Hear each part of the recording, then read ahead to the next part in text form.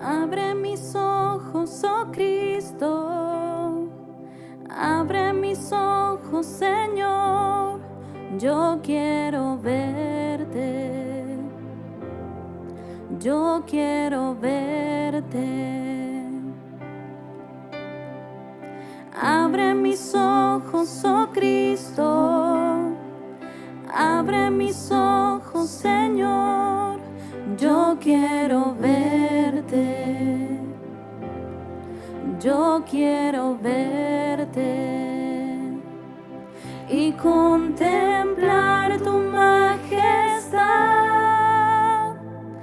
y el resplandor de tu gloria. Derrama tu amor y poder mientras cantamos Santo, Santo. Santo, Santo, Santo, Santo, Santo, Santo, Santo, Santo, Santo, yo quiero verte. Abre mis ojos, oh Cristo, abre mis ojos, Señor, yo quiero verte, yo quiero verte. Abre mis ojos, oh Cristo, abre mis ojos, Señor, yo quiero verte, yo quiero verte y contemplar tu majestad y el resplandor de tu gloria.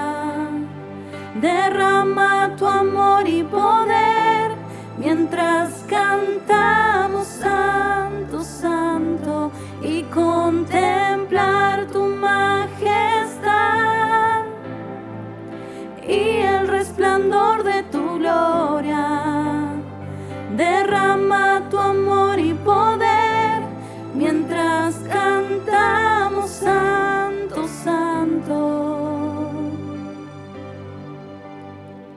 Santo, Santo, Santo, Santo, Santo, Santo, Santo, Santo, Santo, yo quiero verte. Santo, Santo, Santo, Santo, Santo, Santo, Santo, Santo, Santo, yo quiero verte. Santo, Santo, Santo, Santo, Santo, Santo, Santo, Santo, Santo, yo quiero verte. Santo, Santo, Santo, Santo, Santo, Santo, Santo, Santo, Santo, yo quiero verte.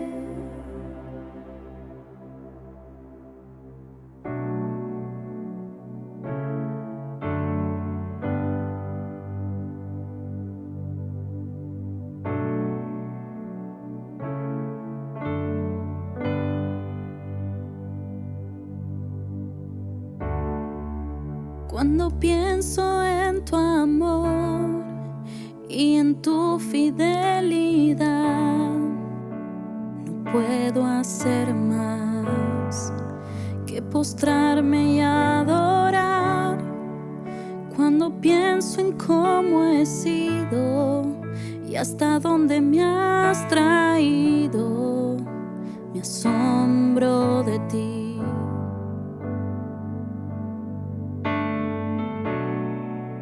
No me quiero conformar.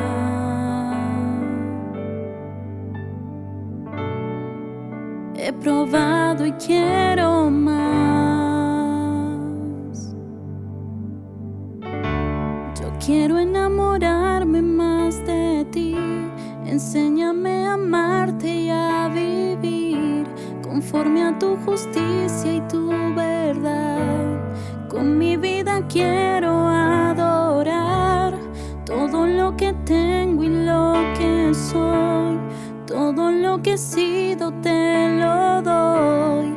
Que mi vida sea para ti como un perfume a tus pies.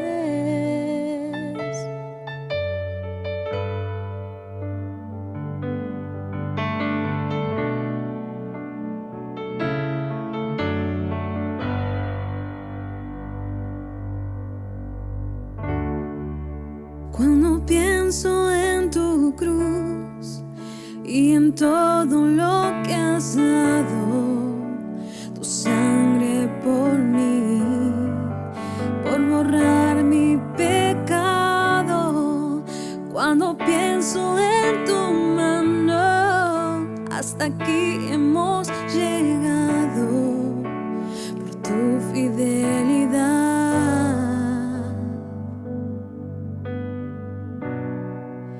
No me quiero conformar. He probado y quiero más. Yo quiero enamorarme más de ti. Enséñame a amarte y a vivir conforme a tu justicia y tu verdad.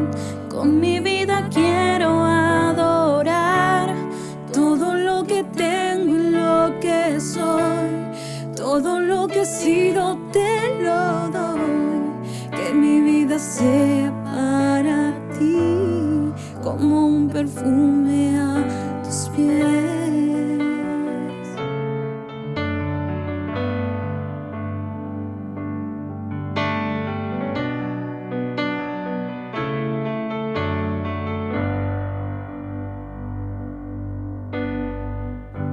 Yo quiero enamorarme más. Yo quiero enamorarme más.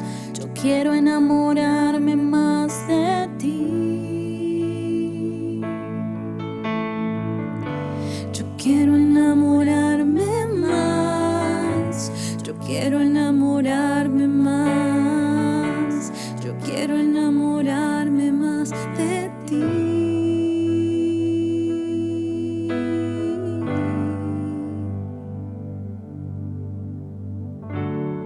Quiero enamorarme más de ti. Enséñame a amarte y a vivir conforme a tu justicia y tu verdad. Con mi vida quiero adorar todo lo que tengo y lo que soy. Todo lo que he sido te lo doy. Que mi vida sea para ti como un perfume a tus pies.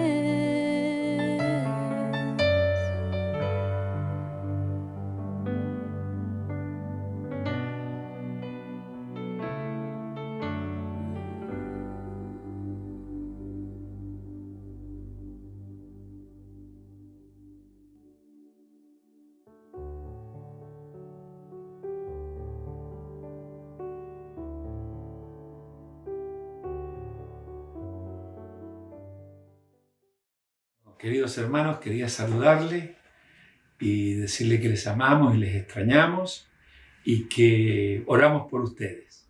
Y quería compartir un pensamiento que se encuentra en San Lucas, capítulo 22, versículo 7, que dice así. Allí se iba a instituir la Cena del Señor.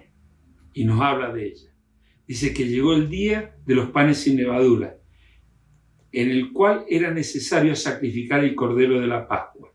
Y Jesús envió a Pedro y a Juan, diciendo: id y preparadnos la Pascua para que la comamos. Ellos le dijeron: ¿dónde quieres que la preparemos?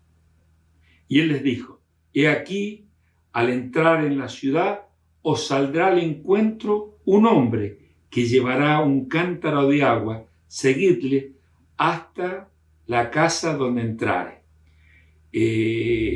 Voy a hacer un paréntesis antes de seguir adelante y voy a decir de que esto era algo atípico en una ciudad oriental.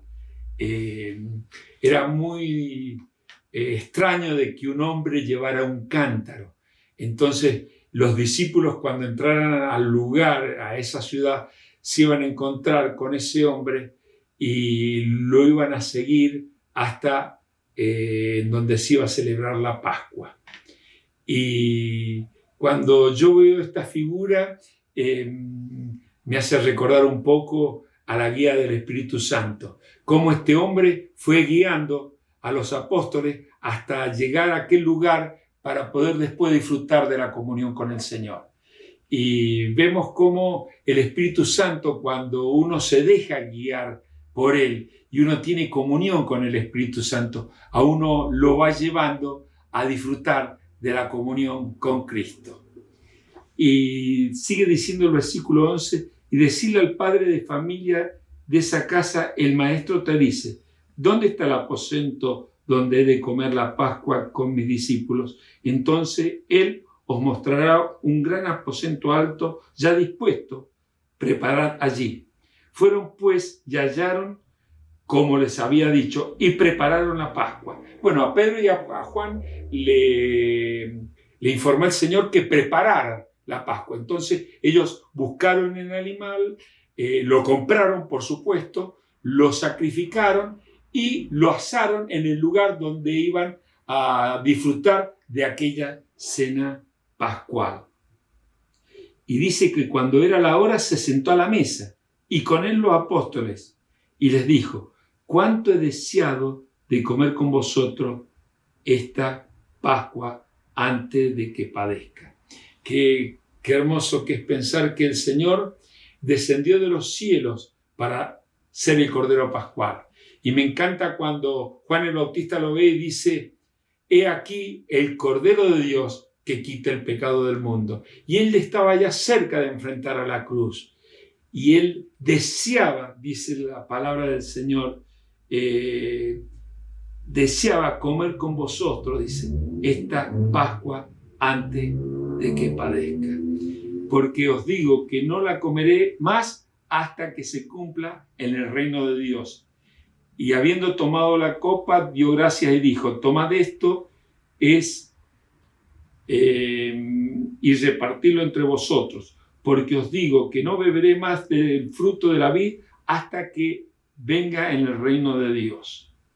Y tomó el pan y dio gracias y lo partió y les dio diciendo: este es mi cuerpo que por vosotros es dado, haced esto en memoria de mí.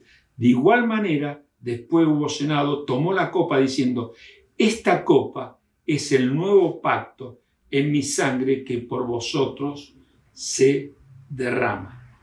Qué hermoso que es pensar de que en aquel momento el Señor iba a cambiar todos aquellos ritos que se hacían en conmemoración de la salida de Egipto, los iba a cambiar e iba a instituir la cena del Señor.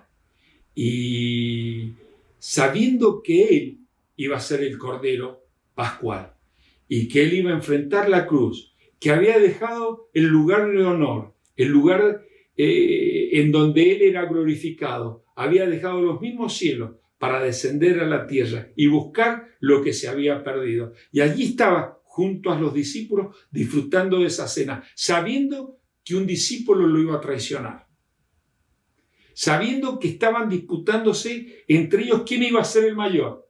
Sin embargo, es tan hermoso el Señor, con tanta compasión los miraba a sus discípulos, porque él sabía que todavía no lograban entender lo que el Señor iba a enfrentar, que el Señor no les decía nada.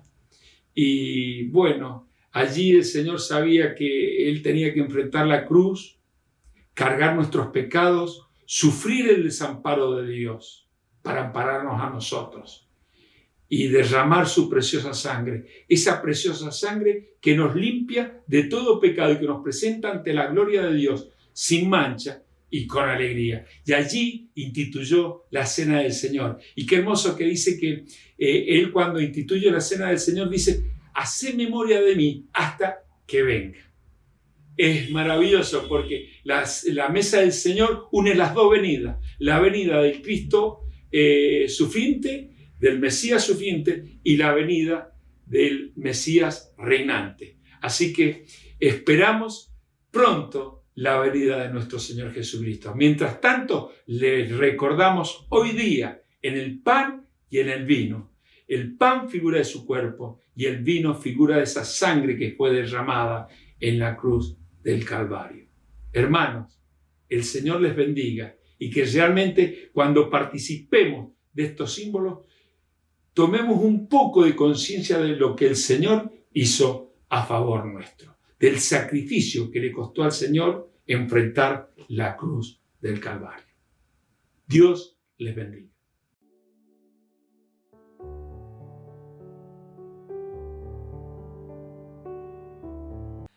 Hola iglesia, ¿cómo están? Bueno, una alegría volvernos a encontrar en este medio, pero sin duda que a través del Espíritu Santo estamos conectados en un mismo sentir, reservando este día y también reservando este horario para poder disfrutar de la palabra del Señor. Bueno, vamos a ir a Juan capítulo 9. Estamos estudiando este evangelio bajo el título de la serie El Hijo de Dios. Vamos a ir a Juan capítulo 9, donde vamos a ver el milagro de un ciego de nacimiento. Y cabe hacer un repaso de algunas cositas que hemos estado aprendiendo a lo largo de este tiempo. Lo primero es el objetivo de Juan al escribir este evangelio. Bueno, el objetivo lo encontramos ahí en Juan capítulo 20, el versículo 31, dice: pero estas cosas se han escrito para que creáis que Jesús es el Cristo. Este es el objetivo, el Hijo de Dios, y para que creyendo tengan vida eterna en su nombre. El objetivo entonces es que nosotros al leer las páginas de este evangelio podamos creer en que Jesús es el Hijo de Dios, el enviado para que nosotros podamos tener salvación. No solamente nosotros, todas aquellas personas que escuchen de este evangelio puedan creer en Jesús. Por lo tanto, cada milagro, como hemos aprendido en otra oportunidad, cada milagro no es simplemente un milagro. Cada milagro es una señal. Están señalando a Jesucristo como el Hijo de Dios. Están señalándole como que Él es el Dios hecho carne que vino a este mundo.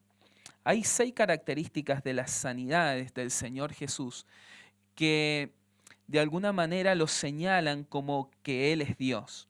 Estas características son las siguientes. La primera es que Jesús sanaba solamente con una palabra o con un toque de su mano. Es más, vemos en una ocasión que una mujer lo toca y es sanada.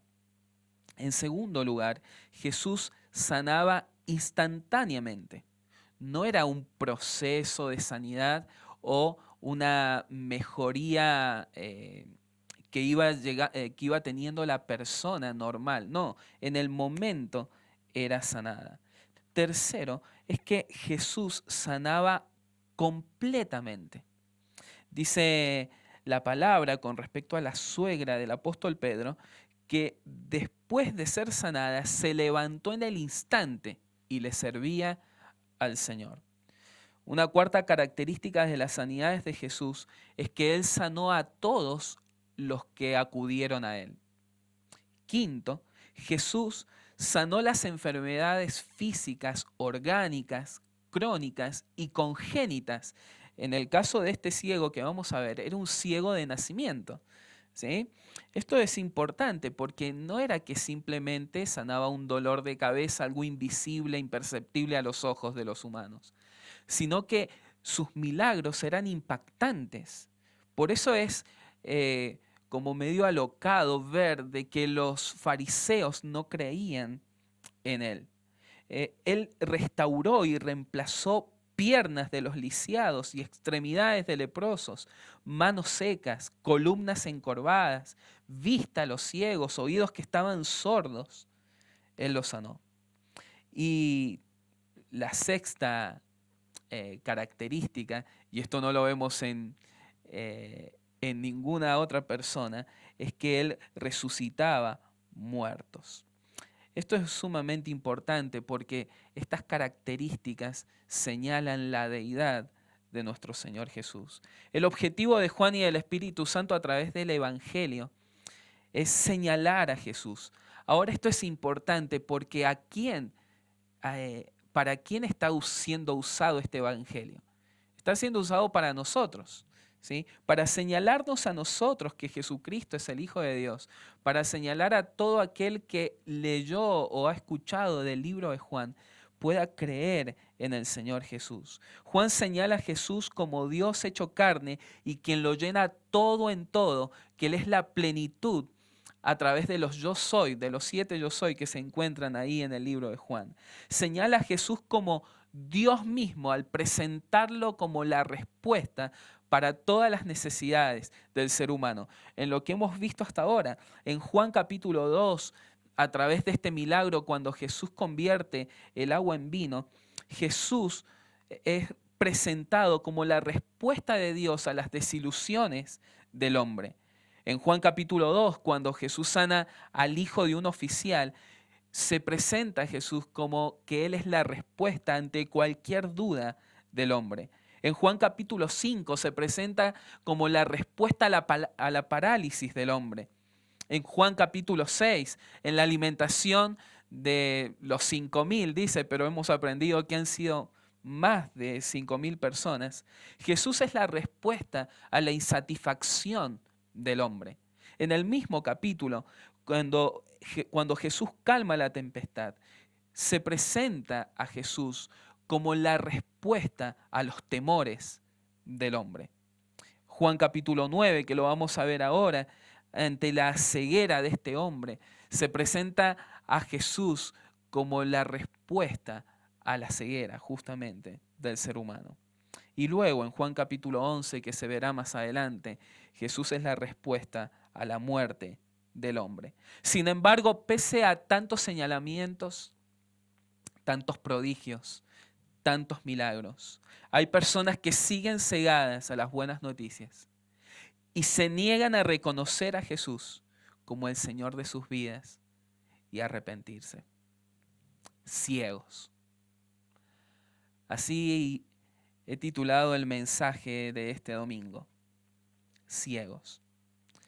Observaremos en este capítulo que Jesús está presentando a un escenario, a un público, donde lo que lo caracteriza es la ceguera. Hay un hombre que es ciego de nacimiento, hay fariseos que están cegados a Jesús, al Evangelio, hay vecinos que también están cegados, inclusive los discípulos no pueden ver correctamente.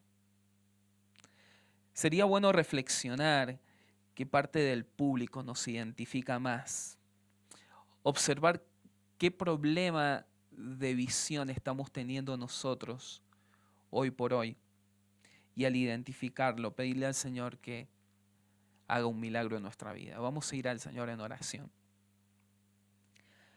Rogamos, Señor, que sea tu Espíritu hablando a nuestros corazones.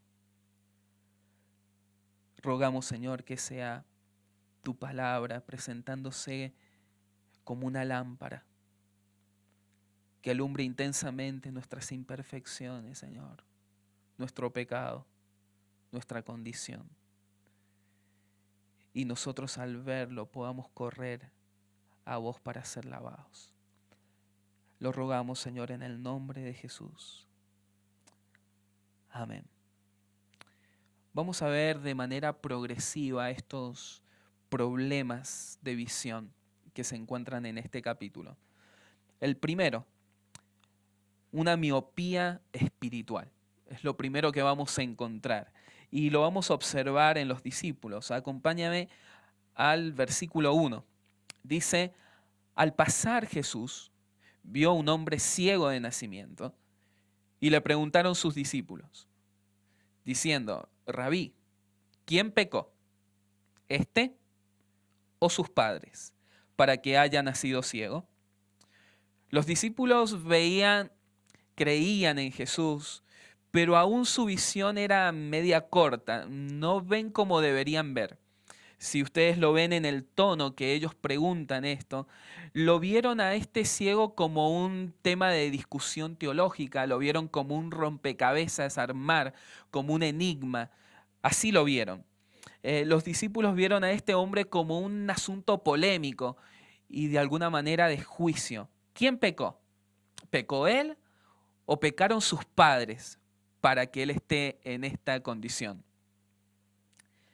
Había una pregunta que surge y es ¿por qué la única razón tendría que haber sido pecado, ya sea de él o de sus padres? Ellos inmediatamente lo relacionaron con pecado. La enfermedad es un efecto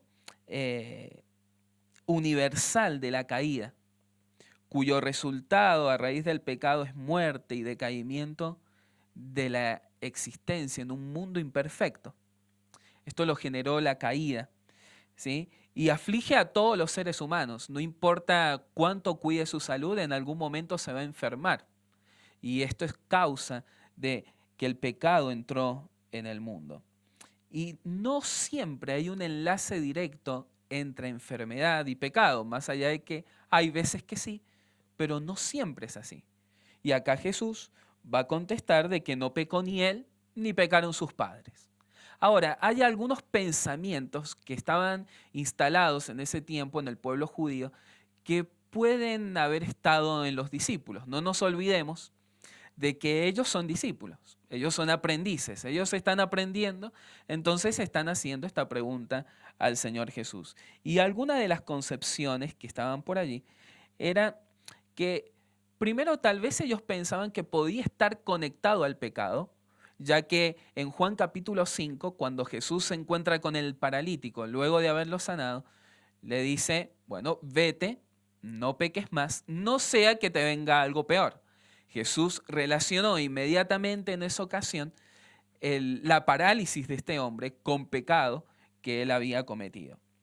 Pero habían muchos judíos de la época, tal vez los discípulos también tenían un poco de este pensamiento, y es que estaba la concepción del pecado prenatal, es decir, pecar inclusive antes de nacer. Ellos se justificaban bajo el pasaje de Génesis 26, si mal no recuerdo, que es cuando dice que Jacob y Esaú luchaban en el vientre, ¿no?, de su madre.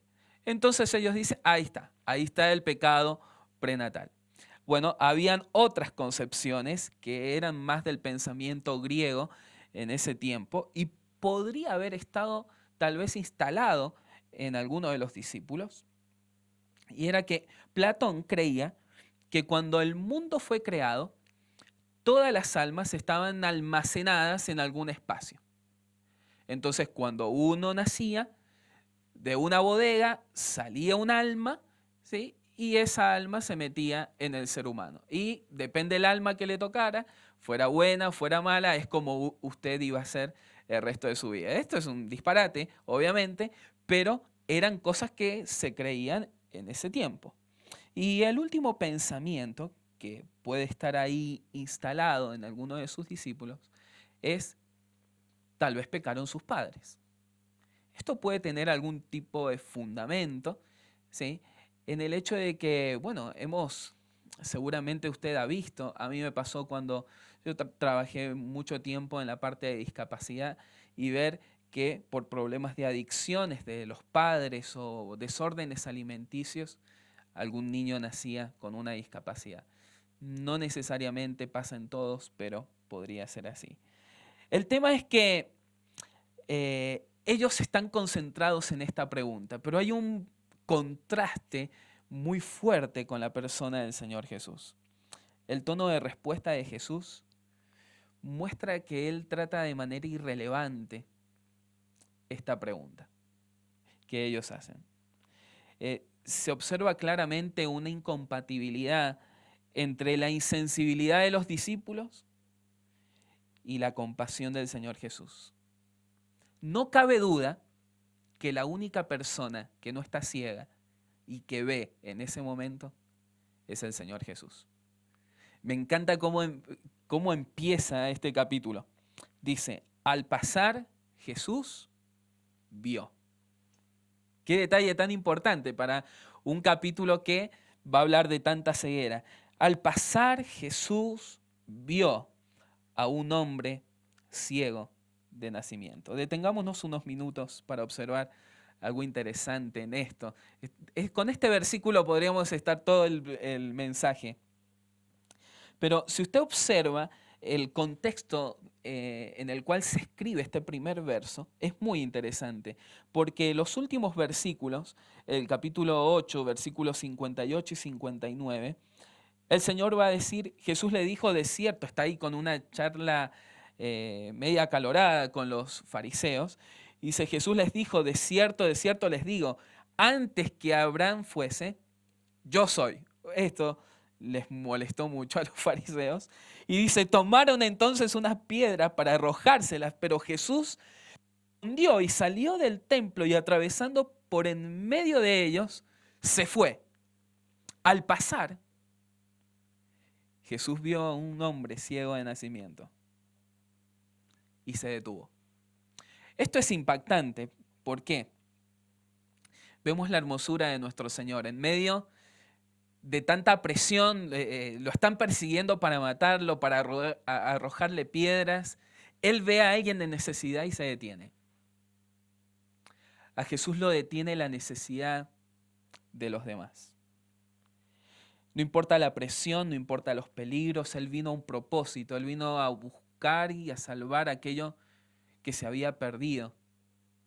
Y Él se detiene.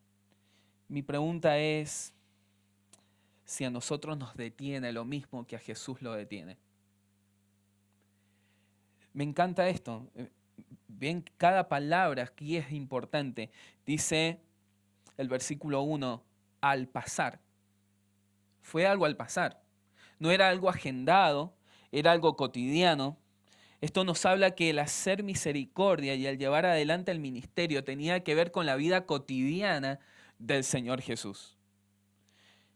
Jesús tenía un corazón sensible a los escenarios que estaban preparados por el Padre. Hay veces que pareciera que nosotros activamos nuestros dones espirituales de evangelismo, servicio, el dar, el hacer misericordia, los activamos solamente los fines de semana. Pero Jesús al pasar, Él iba pasando y hizo misericordia. Hay veces que andamos tan rápido en la vida con nuestros quehaceres que no tenemos tiempo para detenernos. Era Jesús. Él se detuvo. Hay veces que dejamos pasar oportunidades de servicio por estar preocupados en nuestros negocios y no en los negocios de nuestro Padre. Observen el versículo 4 del capítulo 9 porque le da mucho sentido. Él les va a responder a ellos, me es necesario hacer las obras del que me envió. Entre tanto que el día dura, la noche viene, cuando nadie puede trabajar, entre tanto que estoy en el mundo, luz soy del mundo. Este versículo manifiesta el sentido de urgencia del Señor Jesús de decir, no nos podemos detener a estas en charlas como quién pecó, este o sus padres, sino que lo que está diciendo Él es, este es el tiempo en que yo tengo que hacer la obra que mi Padre me ha enviado a hacer. Y pone la palabra, me es necesario. Me es necesario detenerme. Otra pregunta que me lleva a pensar, ¿es necesario para nosotros lo mismo que para Jesús era necesario? ¿Es urgente para nosotros lo mismo que para Jesús era urgente? ¿Será que a lo que es necesario y urgente bajo la mirada del reino, para nosotros eso puede esperar? ¿En qué tiempo vivimos? ¿De qué es hora? Qué importante lo que nos enseña este primer versículo. Hay un predicador muy conocido que, bueno, ya está fallecido, Richard Baxter. Él decía con respecto al sentido de urgencia: siempre predico sin la seguridad de saber cuándo volveré a hacerlo, como si estuviera moribundo, hablándole a moribundos. Qué hermoso lo que él expresa. Hay veces que nos parecemos al levita y al sacerdote, que están tan preocupados en sus oficios que ven al que está tirado al lado del camino y no se detienen. Hay veces que nuestro dolor o problemas, que son legítimos y de distinta índole, tapan nuestra visión para tener compasión con el que está herido. Qué triste que hay veces que no tenemos tiempo para los demás y todo se trata de nosotros. Jesús, me encanta aquí, no les va a contestar el porqué de esta enfermedad, pero sí el para qué. Él les va a decir: no es que pecó este, ni sus padres, ¿ven? Si no para, ahí va a establecer el propósito, para que las obras de Dios se manifiesten en él. Jesús, cuando vio a este hombre, lo vio como alguien donde podía reflejarse la gloria y el poder de Dios. Es el único que está viendo las cosas como deben verse. Jesús, cuando vio la enfermedad de este hombre, vio la oportunidad para que este hombre fuera salvo. Muchas veces las situaciones más difíciles de nuestra vida se pueden convertir en la puerta para la salvación. Qué triste que hay veces que miremos incorrectamente a las personas, como un caso perdido. Esto impedirá que nosotros prediquemos el Evangelio. Recuerdo una vez que lograron desanimarme unos penitenciarios cuando fui a predicar a la cárcel. Me dijeron: pibe, ¿qué haces acá? Dice: acá no hay nada que salvar. Y me acuerdo que fue uno de los primeros días que iba al penal a predicar. Y lograron por algún momento instalar algo de incredulidad en mi corazón y poner en mí una mirada equivocada. El Señor Jesús ve a las personas y no las ve como un caso perdido. Veremos en este pasaje que esta persona va a ser un testimonio para los vecinos, un testimonio para sus padres, para la familia, para los fariseos, para los discípulos. En segundo lugar, no vemos miopía espiritual, vamos a ver al ciego de nacimiento, otro problema de visión. Estamos solamente en el versículo 1, ¿ve? Dice: al pasar Jesús vio a un hombre ciego de nacimiento. ¿Qué nos enseña este versículo? Primero, que todo hombre nace en ceguera espiritual. Este ciego revela la realidad de todos los seres humanos que aún no conocen a Jesús. La triste realidad es que no podemos ver a Dios si acaso Él no interviene. En Juan capítulo 3 Jesús se lo dijo a Nicodemo. Le dijo: de cierto te digo, que el que no naciere de nuevo no puede ver el reino de Dios. Y luego le va a decir: el que no nace de nuevo no puede entrar en el reino de Dios. Por lo tanto, si no hay una intervención divina, no podemos ver los asuntos del reino, no podemos entrar en el reino de Dios. Los asuntos de Dios solamente pueden verse a través de la intervención del Espíritu Santo. Él tiene que hacer sombra en nuestra vida, venir y habitar en nuestro corazón, y a nosotros se nos abrirán los ojos espirituales. Efesios 2 identifica al hombre sin Dios. Va a decir, en otro tiempo, ustedes estaban muertos en sus transgresiones y pecados, en los cuales andaban conforme a los poderes de este mundo, se conducían según el que gobierna las tinieblas. Da las características: muertos, desobedientes, pecadores, hijos de ira, impulsados por nuestros propios deseos, como los ciegos de Sodoma y Gomorra, ¿lo recuerdan? Ahí quedaron cegados y a tientas buscaban la puerta, impulsados por sus pasiones. Este hombre que Jesús encontró al pasar nos representa a nosotros en nuestra ceguera espiritual. Todo hombre nace ciego. Ahora, todo hombre también nace paralizado. Mire lo que dice el versículo 8. Hemos visto algo de la parálisis en el capítulo 5 de Juan. Pero dice aquí en el versículo 8, entonces los vecinos y los que estaban y los que antes le habían visto, que era ciego, decían, ¿no es este el que se sentaba y mendigaba? Este hombre todos los días estaba sentado en el mismo lugar, estático, en la misma silla. Esta es la realidad de todos nosotros si no tenemos a Jesús. Estáticos, en un punto de la vida, estáticos en una herida, en un sufrimiento, en la misma condición espiritual. No había posibilidad de generar algo estático. También nos dice este versículo, ¿ven? Todo hombre nace mendigo. ¿No es este el que se sentaba y mendigaba? Bueno, es la realidad de todo ser humano sin Dios.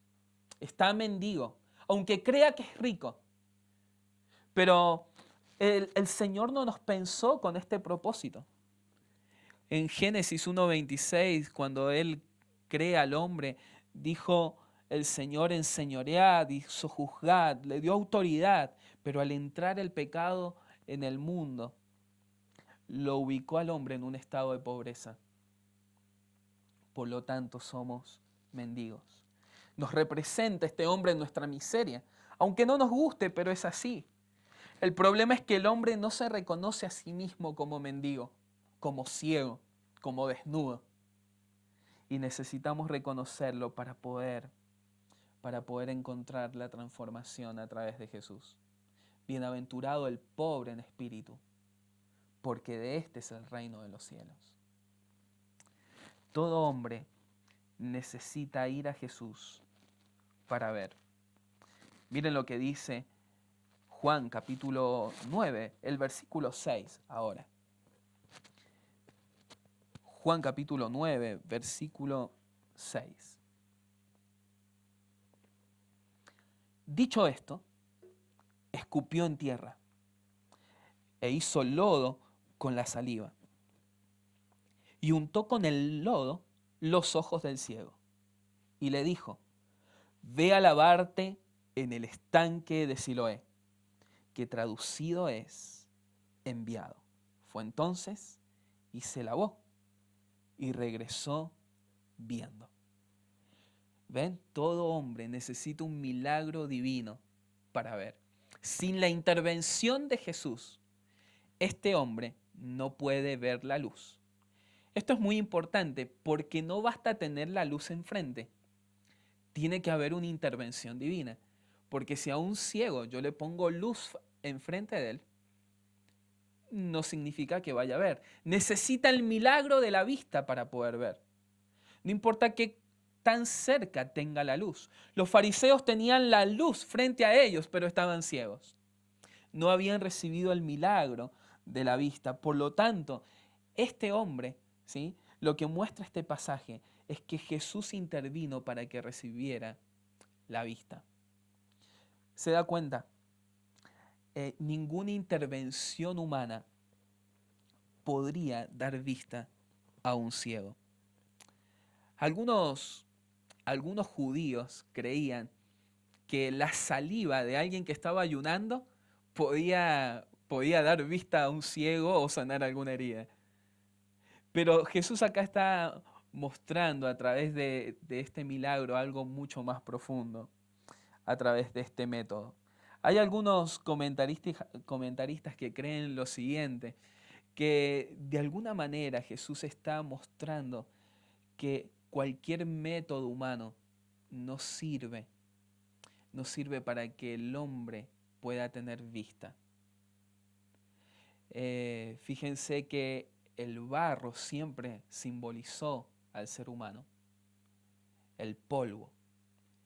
Y de alguna manera Jesús, untando ahí barro en sus ojos y pidiéndole que vaya a lavarse, le está diciendo que tiene que ser lavado de toda su humanidad. Pero hay un detalle importante. ¿En dónde hay que lavarse? Qué interesante que le dice, vete a lavar al estanque de Siloé. Que traducido, y acá Juan se encarga de esto, que traducido es el enviado. Si observamos bien lo que Jesús viene tratando y desarrollando, Él está diciendo que Él es el enviado. Lo dijo en el versículo 4, me es necesario hacer las obras del que me envió. Él está diciendo, yo soy el enviado. Jesús le está diciendo en definitiva, lávate en mí, yo soy el enviado, yo soy tu Siloé, yo soy el Cristo, yo soy el ungido. Él lo dijo también en Nazaret, el Espíritu del Señor está sobre mí, por cuanto me ha ungido, me ha enviado para dar las buenas nuevas a los pobres, a vos, que sos un mendigo. Me ha enviado a dar vista a los ciegos, he venido a vos, le está diciendo de alguna manera a este ciego. Todo hombre necesita de Jesús también, vemos en este pasaje, no solo para recibir la vista, sino para aprender a ver. Esto me encanta.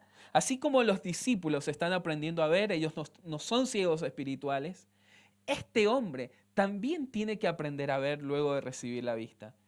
Y rápidamente podemos ver la manera progresiva con la que este hombre se refiere a Jesús, desde que lo conoce hasta el final del capítulo. En el versículo 10, él va a decir, un hombre llamado Jesús es el que me dio la vista. En el versículo 17, en la charla con los fariseos, ellos les van a decir, ¿y quién fue? Y él les va a decir, fue un profeta. Ya no es un hombre.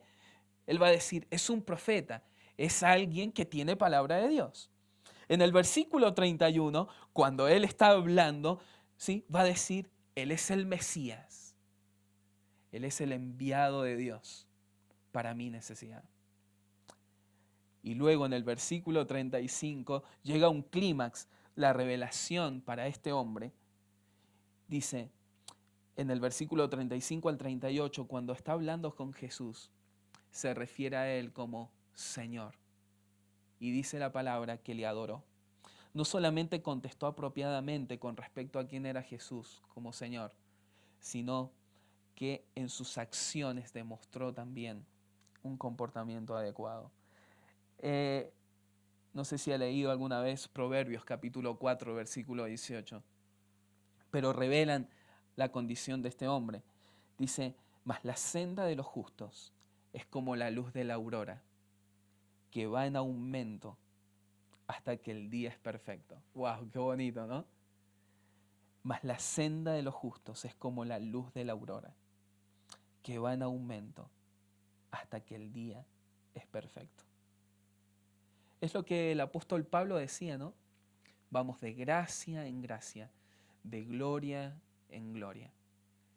Los ojos de este ciego se están abriendo y están pudiendo ver más claramente a Jesús. Y esto es importante porque mientras más nos acercamos a la luz, también nos vemos de una manera correcta a nosotros mismos. El apóstol Pablo, mientras más conoce a Jesús, él tiene un mejor concepto de sí mismo. Al inicio de su ministerio, él va a decir en Corintio que él es el último de los apóstoles, se refiere a él como apóstol. Pero luego sigue en su ministerio y él va a decir, yo soy esclavo de Jesucristo. Y ya a punto de morir, él va a decir, yo soy el principal de los pecadores. Pese a que Es algo diferente a lo que se ve en los fariseos, ¿no? Ellos van aumentando su estatus o su consideración de sí mismos, mientras que uno, mientras más se acerca al Señor, entiende que no lo merece y que todo se trata de gracia. En último lugar, vamos a ver el último defecto de visión y son los fariseos, ciegos, guías de ciegos. Vimos miopía espiritual, vimos al ciego de nacimiento y en último lugar a los ciegos, guías de ciegos.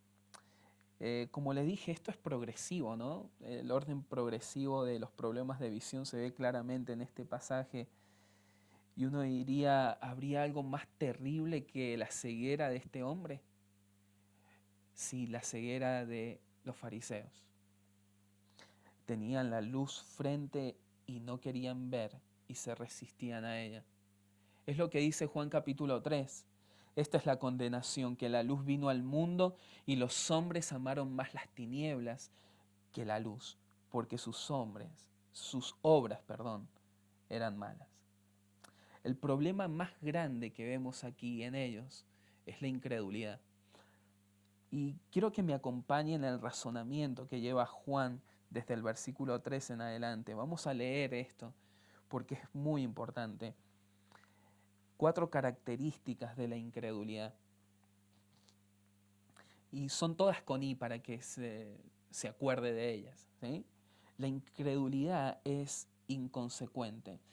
Es decir, que no hay una correspondencia lógica entre las ideas y el comportamiento. Es como contradictorio, ¿no? Miren el versículo 13, lo puede leer ahí. Dice, llevaron ante los fariseos al que había sido ciego. Y era día de reposo, cuando Jesús había hecho el lodo y le había abierto los ojos. Volvieron pues a preguntarle también los fariseos, pobre este hombre, ya le habían preguntado tantas veces, cómo había recibido la vista.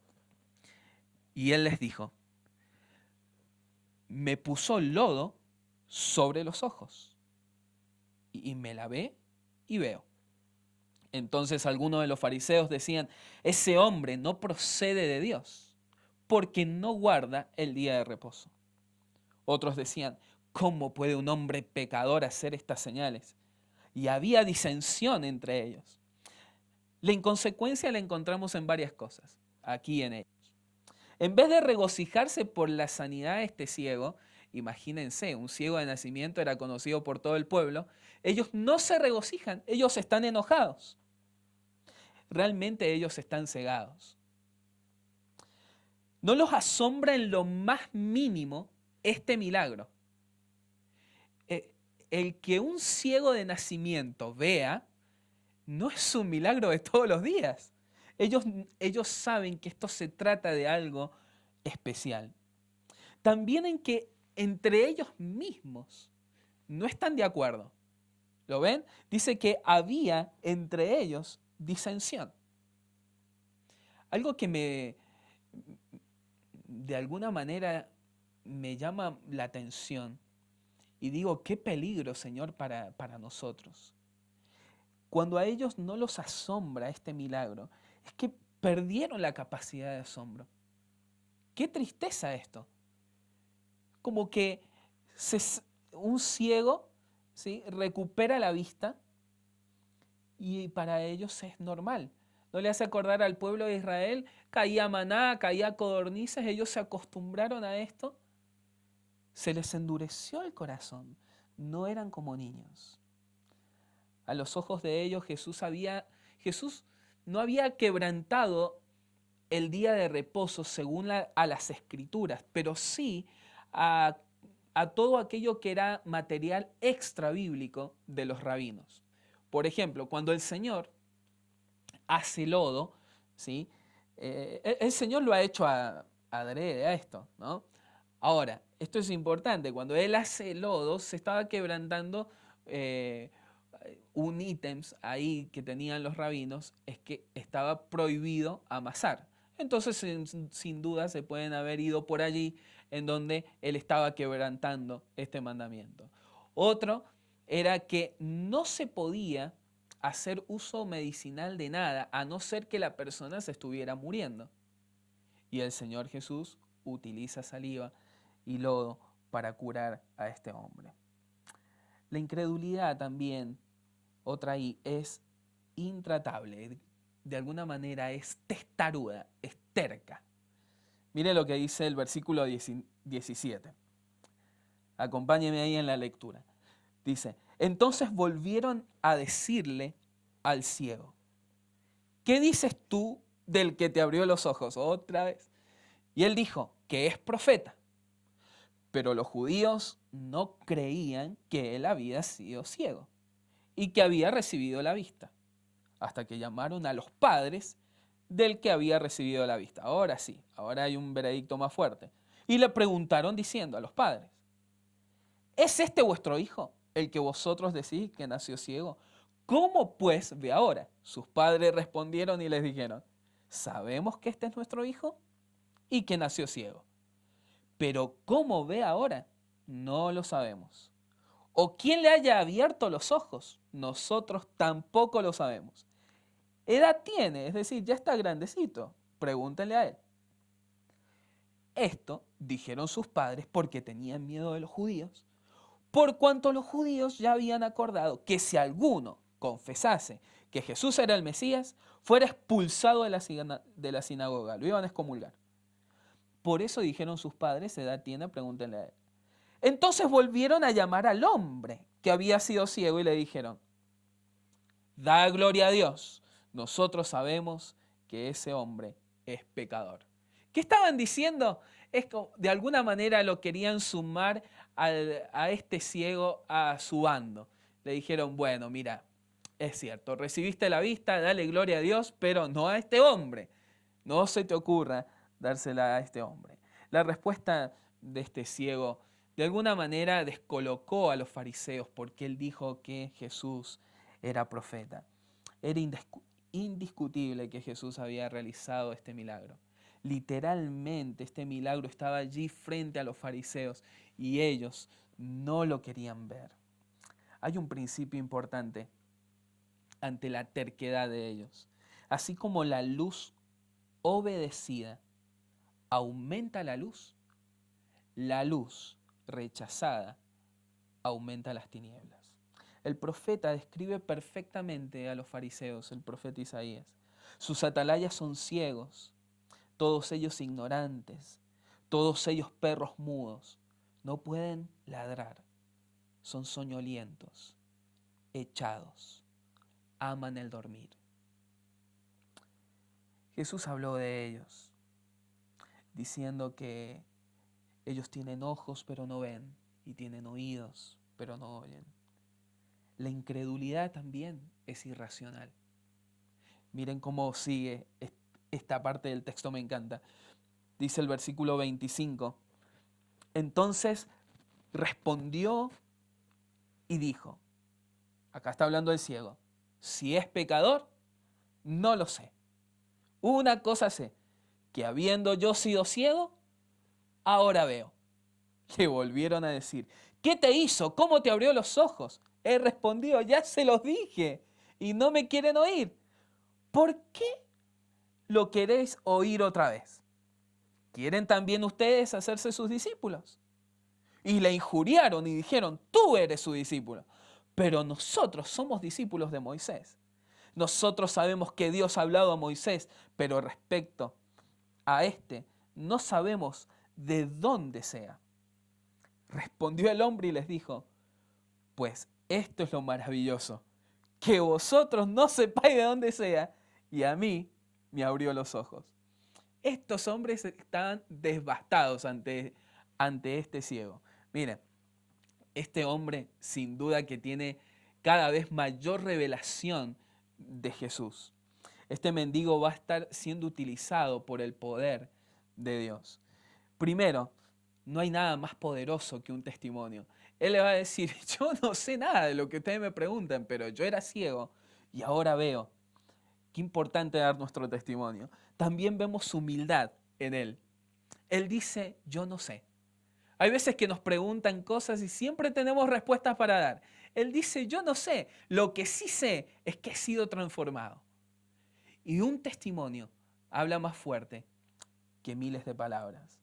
También vemos en él confrontación y discernimiento, porque él le dice, era un mendigo, no saquen esa visión de él. Era un mendigo que estaba ahí tirado. Y él les dice a ellos, ustedes no quieren oír. ¡Wow! ¡Qué autoridad tiene ahora este ciego! Vemos en él audacia y también valentía, porque no temía la excomulgación como lo temían sus padres.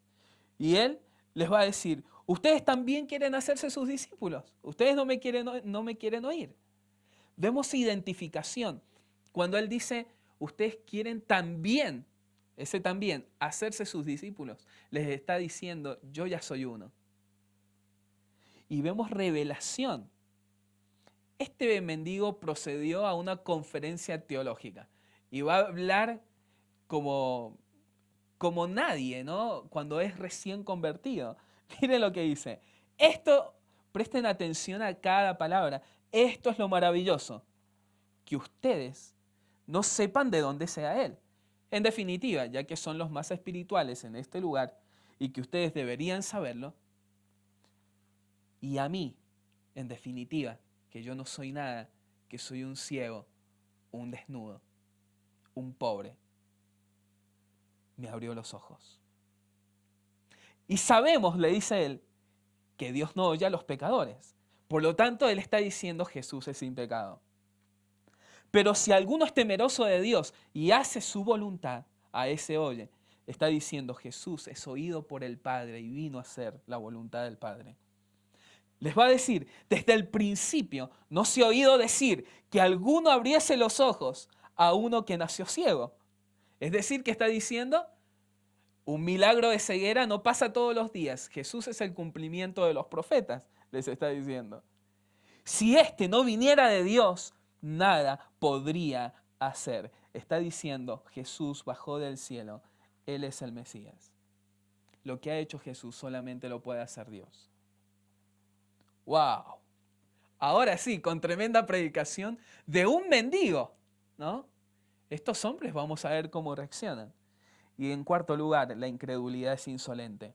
Respondieron y le dijeron, tú naciste del todo en pecado y nos enseñas a nosotros. Y lo expulsaron. Es que no pueden responder.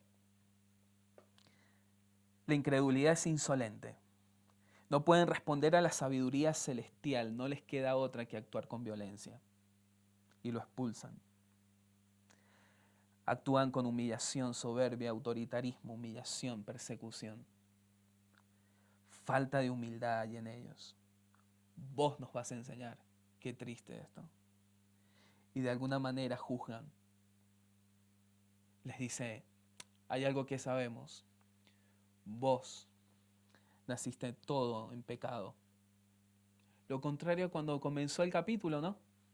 Jesús dijo, no pecó ni él ni sus padres, sino para la gloria de Dios. Qué mirada distinta entre el verdadero maestro y ellos. Hay un contraste entre la visión espiritual y la ceguera. Dice el versículo 35, qué hermoso, miren. Oyó Jesús que le habían expulsado al ciego. Y fue. Y le dijo, ¿crees tú en el Hijo de Dios? Respondiendo él y dijo, ¿quién es, Señor? Para que cree en él. Le dijo Jesús, pues le has visto. Y el que habla contigo él es. Él le dijo, creo, Señor. Y le adoró. No así los fariseos que siguieron en su ceguera. Para terminar, ¿a qué grupo pertenece a usted? Es como los fariseos que están cegados en su soberbia, insolentes, enemistados con Jesús, teniendo un concepto errado de sí mismo, pensando que no necesita el perdón de Dios, justificándose con su moral, ¿Seguirá menospreciando la invitación de Jesús y menospreciando a aquellos que permanentemente le hablan de Jesús? O tal vez pertenece al grupo del ciego de nacimiento. ¿Ha escuchado hoy la voz de Dios que te invita a lavarte en el Siloé verdadero, que es Jesús? Debes creer en Él para salvación de tu alma. O tal vez perteneces al grupo de los discípulos, que ven pero no ven tan bien, enredados en temas y discusiones banales, mientras los ciegos siguen ciegos, los mendigos siguen mendigos y el mundo se muere sin Cristo. ¿Seguiremos desaprovechando las oportunidades brindadas de parte del Señor al pasar en nuestro trabajo, facultad, vecindario? Que el Señor abra nuestros ojos para poder ver las obras que Él ha preparado de antemano y podamos ser obedientes para transitar en ellas. Termino con las palabras de Jesús a la iglesia de la Odisea. Tú dices: soy rico, tengo todo lo que quiero y no necesito nada. Y no te das cuenta que tú eres un infeliz, un miserable, pobre, ciego y desnudo. Así que te aconsejo que de mí, qué importante ese de mí, compres oro, un oro purificado por fuego, y entonces serás rico. Compra también de mí ropas blancas, de mí cómpralas. Así no tendrás vergüenza por tu desnudez. Y compra ungüento para tus ojos, para que así puedas ver. Yo corrijo y disciplino a todos los que amo. Por lo tanto, sé diligente y arrepiéntete de tu indiferencia. Mira, ven, no seas ciego. Yo estoy a la puerta y llamo. Si oyes mi voz y abres la puerta, yo entraré y cenaremos juntos. Que podamos aceptar esta invitación de parte del Señor. El remedio para nuestra ceguera, sea cual sea su gravedad, se encuentra en Jesús. Que el Señor les bendiga.